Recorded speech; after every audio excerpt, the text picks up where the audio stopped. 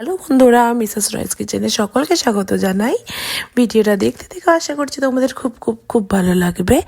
আর সকলকে জানাই good morning. সকালবেলা ঘুম থেকে উঠে তো চা ছাড়া তো চলেই না। তো চলো দেখতে থাকো আমি কিভাবে ঠান্ডাতে আমার চাটা বানাই।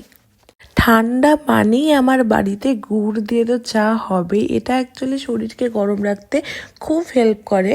তো তোমরা যারা যাদের একটু ঠান্ডা লেগে যায় বা কিছু, তো তারা এই চাটা ট্রাই করো। তোমাদের ঠান্ডাতে এটা খুবই হেল্প করবে বডিকে গরম রাখতে। আমি ঠান্ডার টাইমে তো এই এলাইচি দিয়ে গুড় দেওয়া চা ডেলি আমি করি।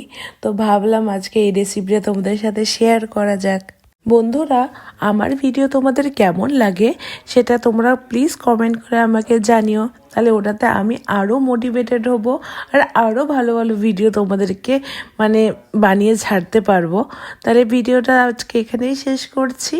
আর আমার ভিডিও ভালো লেগে থাকলে প্লিজ প্লিজ প্লিজ যেটা সাপোর্ট করছো আরও সাপোর্ট করো। আর লাইক শেয়ার সাবস্ক্রাইব তো করতেই হবে। চলো টাটা।